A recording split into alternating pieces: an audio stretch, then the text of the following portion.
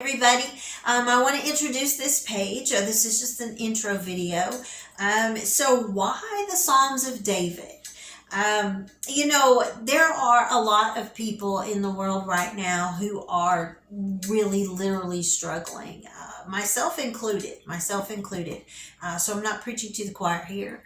The world is hard. It's weird. It's scary sometimes. There are a lot of things that just overwhelm the mind and the heart of all of us. Certainly, we are not exempt from troubles. We have family problems, we have financial struggles, we have sleepless nights where we toss and turn, and we have problems that come up and we don't know the answer to those. And those problems are getting weirder and weirder all the time, the things that we're having to figure out, in this world. And so, with that being said, with the signs of the times that are all around us, people's minds are absolutely just bogged down with so much pressure. And the human heart, our emotions, our feelings, they're all over the place sometimes. And so, we know if we're believers, and if you're not a believer, please don't click the off button now. Hear this, because in the Word of God, in the Bible, there are there's help for everything. There is help for humanity right now in this troubled season, no matter what your problem is. Maybe the government is just scaring the literal crap out of you.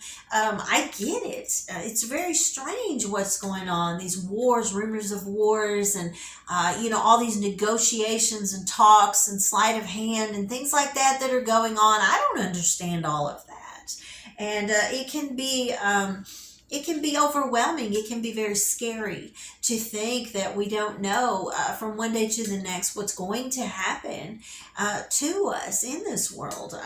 Maybe you've lost someone who you love, who you were very close with, and maybe you're struggling with that, just getting through from one day to the next without that person in your life, and trying to navigate what has suddenly just, that fast become a brand new life, and everything in the world has changed because that person who was your person is now gone.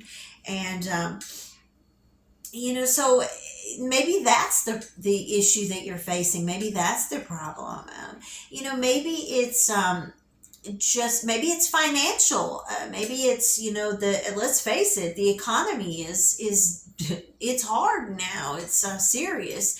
And so maybe it's a financial things that are scaring you, and you're worried about, let's face it, if we're living from paycheck to paycheck, and then every time we turn around before a paycheck shows up, the prices go up. That can be very scary, and especially if there's a family that you have to provide for, and it's very expensive to raise children in this world. And so, again, there are just a lot of things. Maybe it's none of those. Maybe it's something completely different in your life. But let's just leave it at this. We all are facing something. None of us are exempt right now. None of us. I spoke with someone the other day who said she's in her 70s, and she said, "I'm going to share something with you I've never told anybody." And she shared it with me, something that she's currently going through. And it was kind of funny, because the thing that she shared with me, I myself am actually going through as well. And so I told her, and we both were just astonished that the other one was even going through that.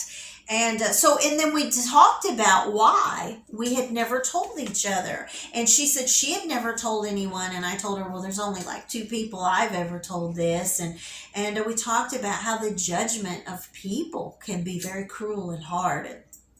And so sometimes we carry things and we don't talk about it because we're afraid of the rejection of others, and the judgments and the hard things that people are going to say and the way they're going to look at us. Not that maybe we weren't even guilty of anything, but it can be hard to find someone to talk to. And so, with all of that being said, because this comes up a lot in a lot of different ways.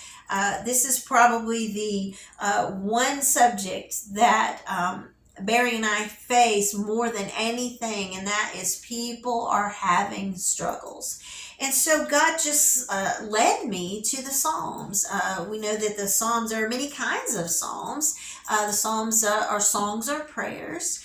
David did not write all of them. He did write many of them. But in these Psalms, we can find answers for today, for whatever we're going through now. Because there are Psalms of lament. They can be personal, or it can be on a wider scale. There are Psalms of thanksgiving and praise. And of course, we like those. We like those times. Psalms of creation, Psalms of trust, Psalms of petition and prayer. There are messianic Psalms, royal Psalms, Psalms of Zion. There are wisdom psalms that talk about the wisdom of God and the wisdom that we all need. And so, because there's this theme running all the way through the Psalms, and that is that, there's such a wide range of things in there, then we know we can go to the Psalms and find out, sometimes the answers to the problems that we are facing. The Psalms aren't just words. They are very poetic words. They're very beautiful. They are written as psalms or prayers. Songs are prayers. But they're a balm. They can be a balm for a weary mind. They can be rest for, a troubled heart, a troubled mind. And, maybe even an explanation for the things that you can't even explain. People are struggling with anxieties and depressions and suicidal thoughts. We have to understand that the way that God created us, our soul needs medicine too. If we get a sore throat, we might take something for a sore throat, but our soul needs medicine. And so in the Word of God, we can see that in these Psalms, the writer saw him as healer, as provider, as a judge, as restorer, as peace. All of those things that we need on a daily basis. And sometimes what we need this day is not what we need this day. We need many different things, and we see very often the psalmist, he's singing through his tears. He didn't have all the answers. He didn't know what to do in every situation, just like we don't. And so with that being said, I want you to just picture this. We are specifically going to look at the Psalms of David. Again, he did not write them all. The Bible does tell us at the very beginning of each psalm, it will tell us if he did write them. But we're specifically going to look at the Psalms of David. So I want you to just picture this. So we have this psalmist, a musician. He's out in a field. He's alone out there. He took God and the sheep. He doesn't have a bunch of people around him.